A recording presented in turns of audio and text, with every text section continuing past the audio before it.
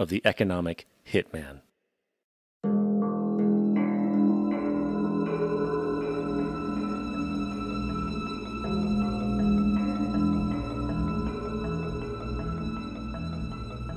We economic hitmen really have been the ones responsible for creating this first truly global empire. And we work many different ways.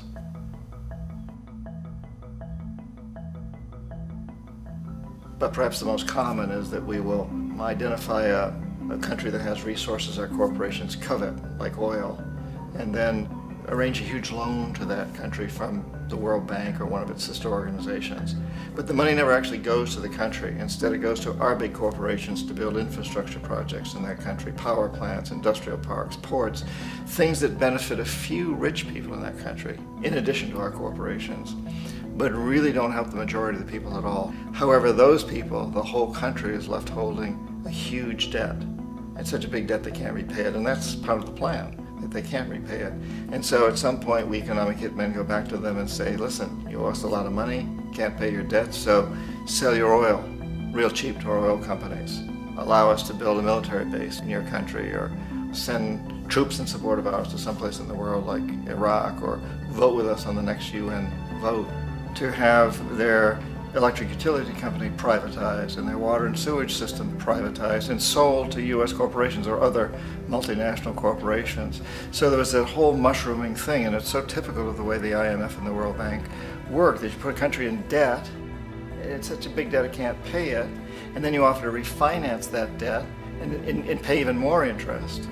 And you demand this quid pro quo, which you call a conditionality or good governance, which means basically that they've got to sell off their resources, including many of their social services, their utility companies, their school systems sometimes, their penal systems, their insurance systems, to foreign corporations.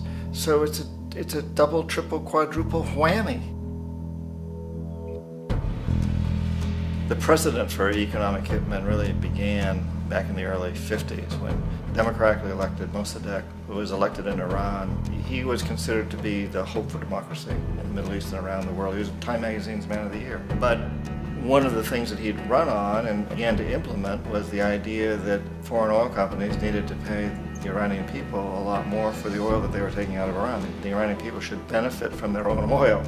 Strange policy. We didn't like that, of course. But we were afraid to do what we normally were doing, which was to send in the military. Instead, we sent in one CIA agent, Kermit Roosevelt, Teddy Roosevelt's relative. And Kermit went in with a few $1 million and was very, very effective and efficient. And in a short amount of time, he managed to get Mossadegh overthrown and brought in the Shah of Iran to replace him, who always was favorable to oil. And it was extremely effective. Mobs overflow Tehran. Army officers shout that Mossadegh has surrendered and his regime as virtual dictator of Iran is ended. Pictures of the Shah are paraded through the streets as sentiment reverses. The Shah is welcomed home. So back here in the United States, in Washington, people looked around and said, wow, that was easy and cheap. So this established a whole new way of manipulating countries, of creating empire. The only problem with Roosevelt was that he was a card-carrying CIA agent, and had he been caught, the ramifications could have been pretty serious. So very quickly at that point, the decision was made to use private consultants to channel the money through the World Bank or the IMF or one of the other such agencies, to bring in people like me who worked for private companies, so that if we got caught, there would be no governmental ramifications.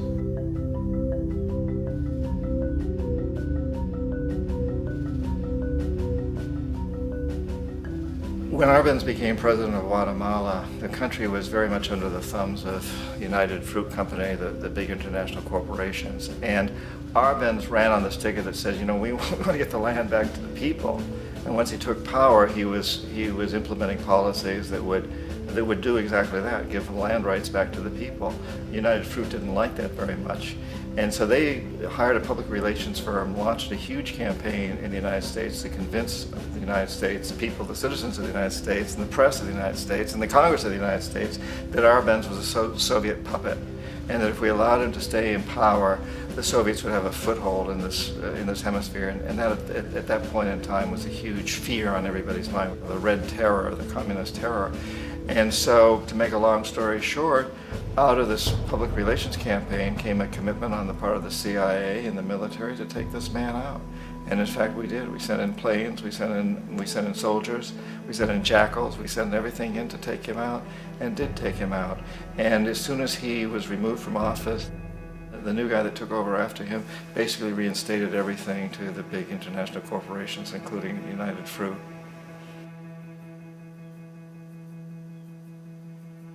Ecuador for many, many years had been ruled by pro-US dictators, often relatively brutal.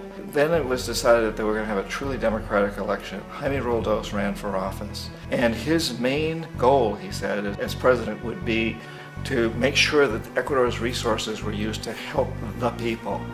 And he won, overwhelming, by more votes than anybody had ever won anything in Ecuador. And he began to implement these policies to make sure that the profits from oil went to help the people. Well, we didn't like that in the United States. I was sent down as one of several economic hitmen to change Roldos, to corrupt him, to bring him around, to let him know, okay, you can get very rich, you and your family, if you play our game, but if you continue to try to keep these policies you've promised, you're going to go. He wouldn't listen. He was assassinated. As soon as the plane crashed, the whole area was cordoned off. The only people allowed in were U.S. military from a nearby base and some of the Ecuadorian military. When an investigation was launched, two of the key witnesses died in car accidents before they had a chance to testify. A lot of very, very strange things that went on around the assassination of Jaime Roldos.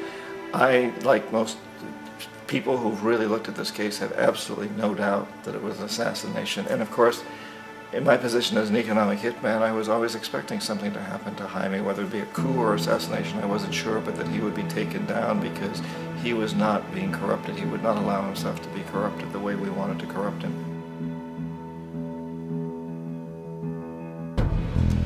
Omar Torrijos, president of Panama, was one of my favorite people. I really, really liked him. He was very charismatic. He was a guy who really wanted to help his country.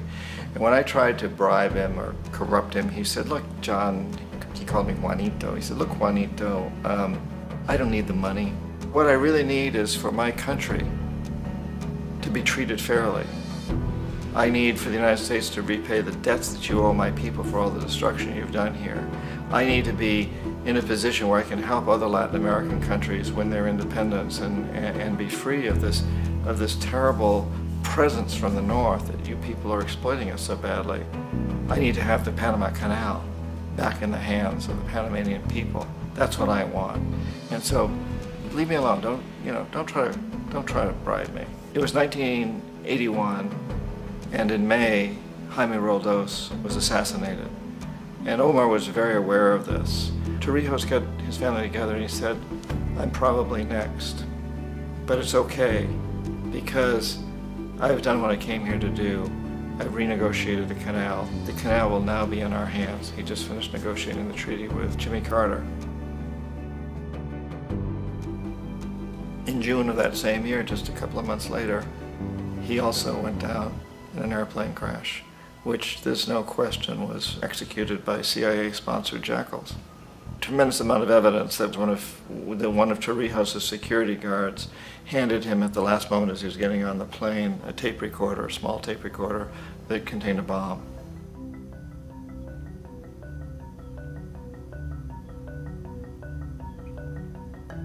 It is interesting to me how this system has continued pretty much the same way for years and years and years, except the economic hitmen have got better and better and better. Then we come up with, very recently, what happened in Venezuela. In 1998, Hugo Chavez gets elected president, following a long line of presidents who had been very corrupt and basically destroyed the economy of the country. And Chavez was elected amidst all that. Chavez stood up to the United States And he's done it primarily demanding that Venezuelan oil be used to help the Venezuelan people. Well, we didn't like that in the United States. So in 2002, a coup was staged, which is no